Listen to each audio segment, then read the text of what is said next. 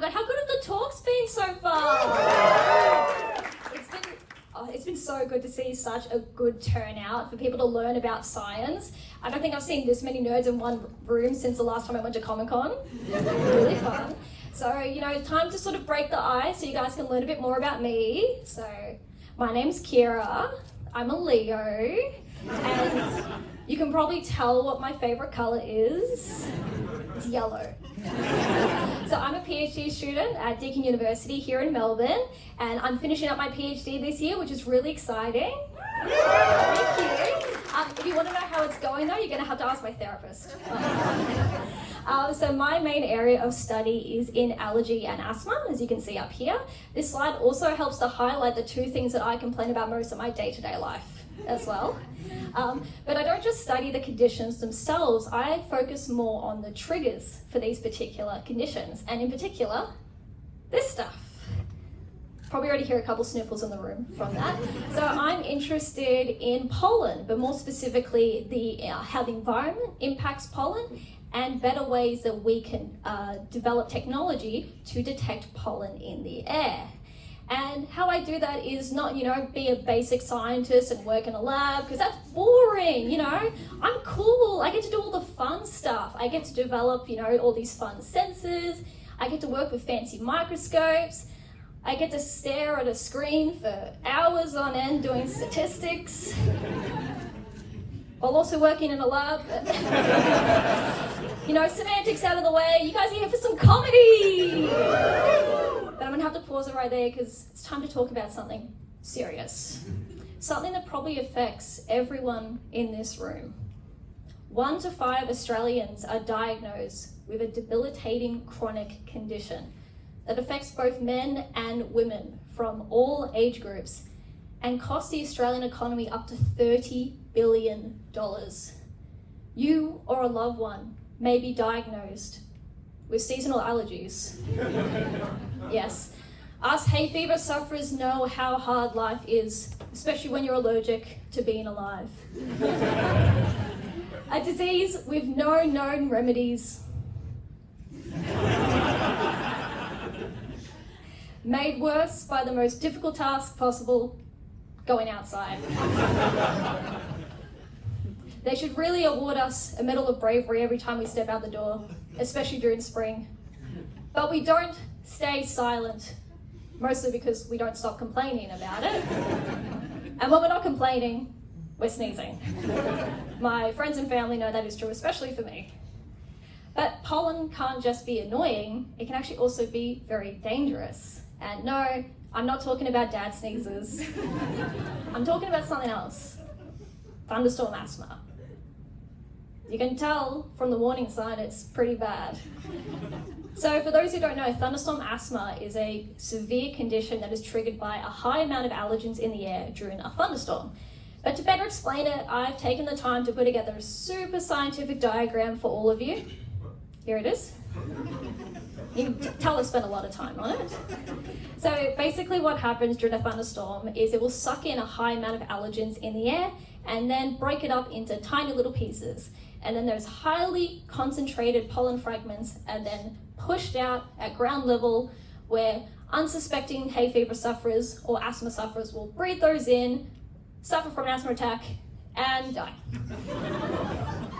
But why am I talking about thunderstorm asthma if I'm talking about allergy? Well, it's pretty obvious. If you have asthma, it's a high risk factor for suffering from thunderstorm asthma. But you can also suffer from thunderstorm asthma if you're not currently asthmatic.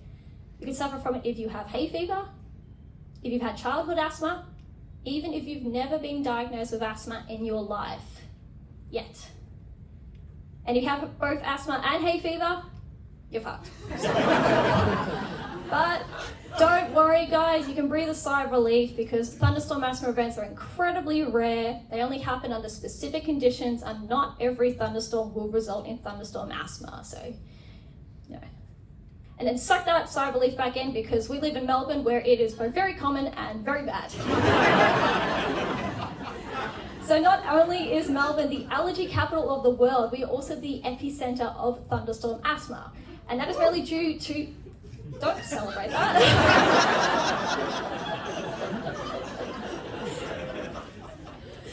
So that is mainly due to two things. The first is the vast amount of ryegrass fields that we have up north in our farmlands.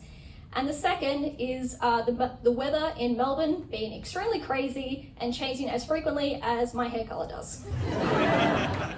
This isn't all of the colours I've done, by the way, it's all I could find.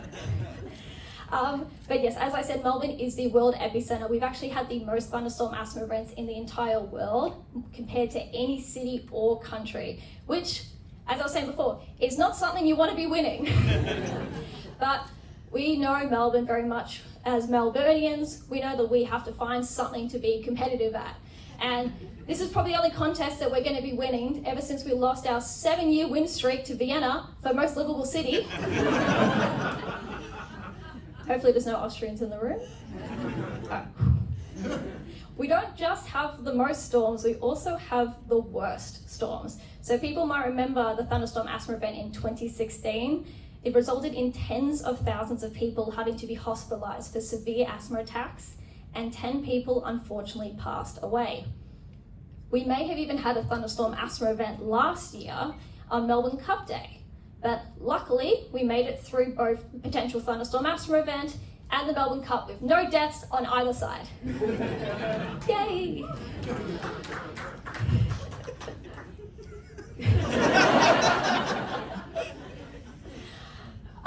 The interesting thing is, though, about all these thunderstorm asthma events is all of these hospitalizations from asthma and even the deaths could have been avoidable if we just had a better way of detecting if there was pollen in the air and if a thunderstorm asthma event was coming. But you're probably thinking, you know, all these events were recent, we haven't had the time to develop that tech. Wrong. We've been having these since the 1980s.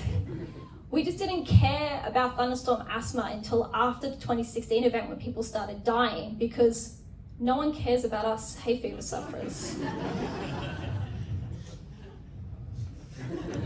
As an actual quote. We really are the most discriminated people in the world. So my research is focusing on better ways to actually create good warning systems, so hopefully I can save the lives of all of us hay fever sufferers here in Melbourne. But first I have to explain why our current systems are garbage. And I'm going to address everyone in the room who has never taken an antihistamine in your entire life, you non-sneezing fuckers. Because you might not be aware of these warning maps that are sent out by the Victorian government every spring.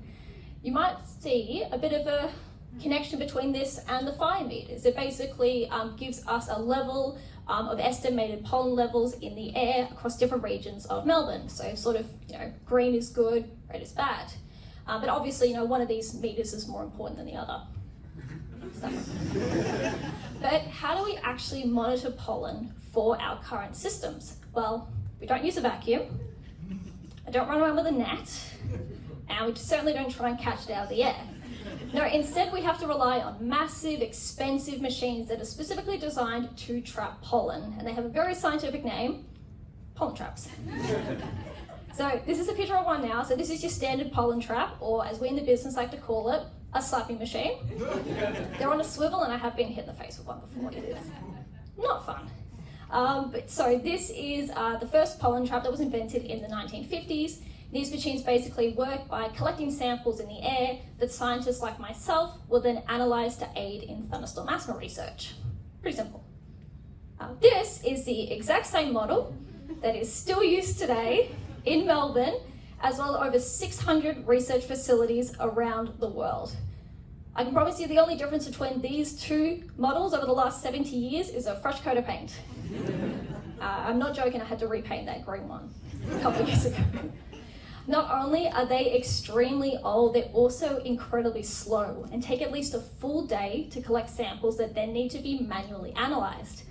Because of that, we didn't even know that the thunderstorm asthma event had happened originally in 2016 until the day after the storm had hit. So, what we need to do is develop better technology that improves our ability to detect the pollen that causes the thunderstorm asthma events.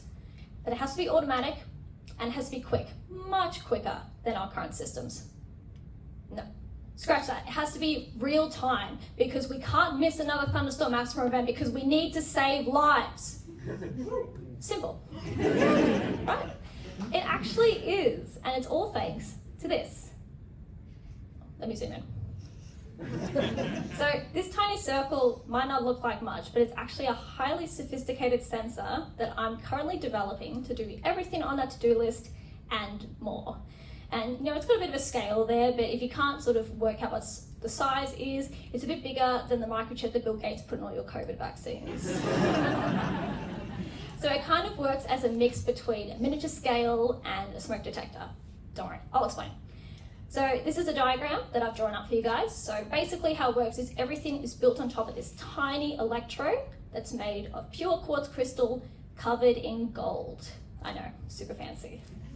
On top of that electrode, we did make a foundation, so we use these carbon chains. And on the very top, we attach antibodies.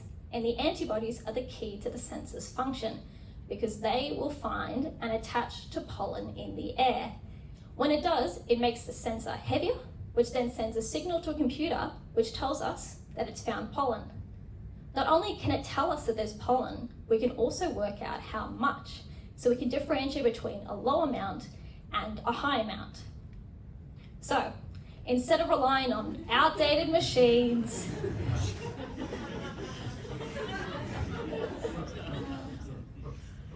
you can tell I had a lot of fun with that one. So instead of relying on outdated machines that take 24 hours and require manual work, this sensor can automatically detect pollen in less than 1 hour.